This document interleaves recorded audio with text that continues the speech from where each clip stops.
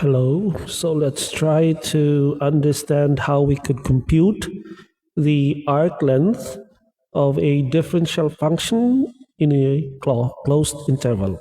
So, so we have here the function. The function is a equation of y equal to x to the 3/2, and we have here a line, or actually a curve. So we have a curve starting from here and another here. So we need to find the length of that curve. We need to find the length of that curve or the graph with that function there, y equal to x to the 3/2 on a closed interval from x0 to x equal to 4.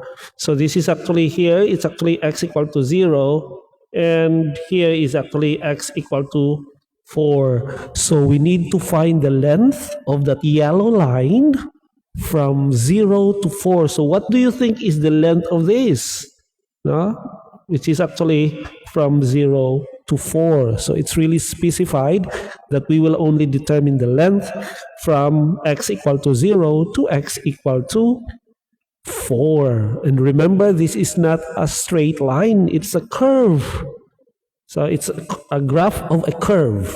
So we will be finding the length of a curve. How do we do that? How do we find the length of a curve between x equal to 0 to x equal to 4? How do we do that? So we want to find the arc length of this curve from x0 to x equal to 4. And of course, we are given with a function. So there is the function of the curve, So the arc length, or the formula for the function for the arc length, right? So how do we actually solve for the length of the arc? When the arc itself is actually curved and it is not straight line. It's not a straight line. But there is a strategy for that. There is a strategy. So why is that? So if it is a curve, if the yellow line is a curve, we can actually create small yellow lines. So if from 0 to 4, the length of the line of the yellow line is curved, we can make smaller yellow lines where the line is actually straight. How could that be possible? It would be like this. If I will create a dx, a differential length along x, which is a dx, so it's a differential length, so that means it's a very small length along the x. So if I will create a differential length x, it would be like this, this is just a magnified, so this circle here, I magnified it like this here. So this is now my length. My length there, since this is a very small length, that is actually a straight line over there, right? So I will project that one on top here, so it would cut that yellow line. So with a distance of along x, which is dx, a small distance along x. Now, the distance on the y corresponding to dx is actually a very small value dy, right? Now, this green line here becomes, which is actually supposedly a yellow line, but this one is so small, that green line is so small, it's so short, right? That it doesn't feel like it's a curve. Because it's too short, then it becomes actually, it looks like a straight line. So you have here like a straight line, right? So it becomes like a right triangle, where you have here a dx, you have here your dy, and this length of the triangle, or the differential length of the line, the yellow line.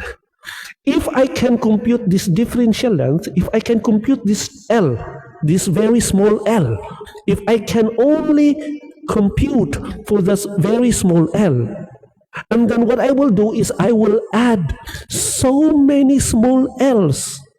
That means I will have another dx here, I will have another dx here, and so on and so forth, until I will reach x equal to 4. So I will have so many l's.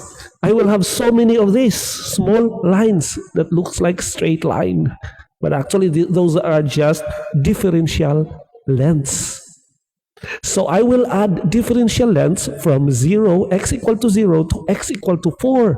And if I will add all of them, it would total to the length of the yellow line, or the length of an arc. So did you get the concept there? Since the arc is curved, we will create straight lines for that arc using differential lengths. So we establish a dx and a dy, and from the dx and the dy, we will solve a differential length L. That differential L would just be one portion of the yellow line. We will create many of that L's. We will create many differential lengths, and we will add all these differential lengths. If we will add them all, that's actually integration. We will integrate smaller lengths from x equal to 0 to x equal to 4. So integration is actually summing up small values of L, summing up all little l's, and to make the big curve or the yellow line. So if I could integrate these small l's from x to 0 to x equal to 4, it would give me the length of the arc, or the length from 0 to 4. So that is basically the concept here. So we just need to solve that differential length. Once we solved it, we will integrate it from 0 to 4, because that is what the problem wants, 0 to 4, to solve for the total length, or the length of the arc. So what happens there, what happens here is actually the length can be computed by Pythagorean theorem, right? Pythagorean theorem, right?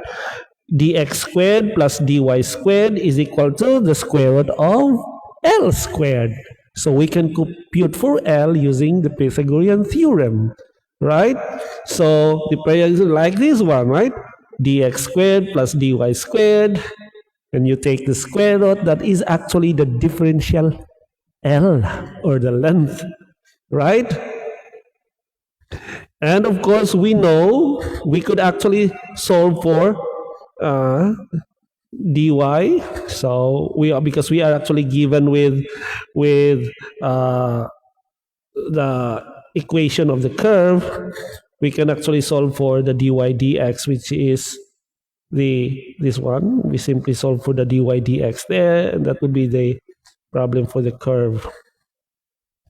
So what happens now is, so if we will have something like this, all right, so we can factor out dx, we can factor out dx here, all right, so what is left would actually be something like this, right? All right, we factor out dx, what is left is 1 plus dy dx over 2, all right? All right. And of course, we have dy over dx from the equation, because the equation is y equal to x to the 3 halves. And when we differentiate that, that's dy over dx. So when we take the derivative there, that is dy over dx is equal to 3 halves x to the 1 half. All right, x to the 1 half. All right, so what do we do next? So this is, look at here. So if we can compute, if only, so the total length of the yellow line is equal to the integral of the smaller lengths. Remember, this is actually a small length, right? That's a small length. And we integrate it from a to b. A is equal to 0, b is equal to 4. So we integrate the smaller lengths to come up with the bigger length. So that means we sum up smaller lengths and it would equate to the bigger length. So this one is actually the smaller length, which is the Pythagorean theorem, right? All right. So what we do is, let us first, okay, let's erase this one. So let us first simplify what is inside here. All right. So 1 plus dy over dx squared. So that's what's inside the integrand. So that is what's inside the integrand. So we know what's dy over dx. It's actually 3/2. This is dy over dx, right? So we will first simplify what is inside the square root. So it would be 1 plus this one, right? So if you square that one, it would become 9/4 x. All right. So if you square that one, it would be 9/4 over x. Or if you simplify what's inside the square root, it would be 1 plus 9/4 x. So that is what inside. So you put the square root back now. Okay. So basically, so we first simplify what is inside there. And we simplified it using here. So when we simplified it, we found out this is the one. That's the simplification. 1 plus 9/4 x. Once we have simplified it, we put it back into the square root, inside the square root. So which is 1 plus 9/4 x. This one, right? And remember, we need to integrate that, right? We haven't integrated yet. So we need to integrate it from a to b or from 0 to 4. So we integrate the square root of 1 plus 9/4 x dx from 0 to 4. All right. So how do we integrate this? I hope you still know how to integrate it, right? Okay, one way to integrate it is we will let u as 1 plus 9/4 x. So we will let u as 1 plus 9/4 x. If that is our u, the du, the derivative of the du is 9/4 dx, right? Or we have dx equal to 4/9 of du, right? All right. So if we have an x of 0, so we substitute 0 there. If x equal to 0, we will have a u equal to 1. If we have an x equal to 4, we will have a u equal to 10. So we have from u equal to 1 to u equal to 10. Right?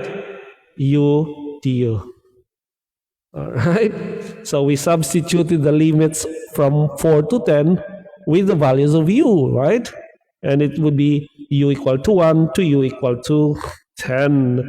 Once we have that one, we now integrate it from 1 to 10. So what's the integral of square root of u 4/9 du? So the integral of square root of u is u to the power 1/2. Right? All right.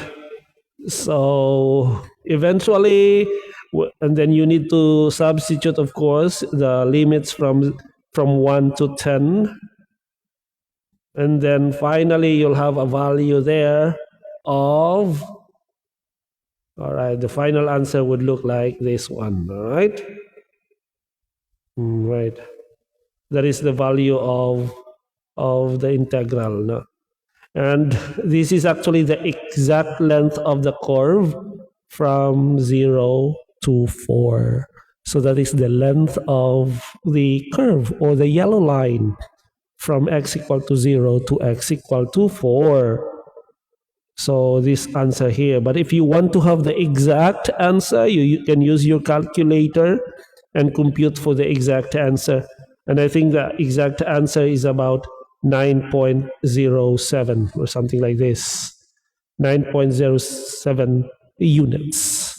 So if you calculate what's inside there, it would be 9.07 units. That is the length of the arc or the curve from x equal to 0 to x is equal to 4. How did we compute it? We computed that length using differential lengths.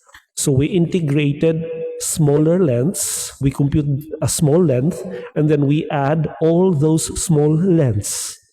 When we add all those small lengths, it would become the bigger length or the total length of the curve. All right? So you know the principle of differential functions, right? So that is actually the idea. Now we divide the big line into smaller differential lines. And then we integrate these smaller differential lines to become the bigger line. All right, I hope you could follow me. I know it's a bit difficult sometimes, but you get used to this. I want you to practice and practice solving problems until you master the process, until you get used of the process. All right? So follow me and we'll have more problems about this in the coming days. All right, thank you so much for watching and I hope to see you again next time. Bye-bye.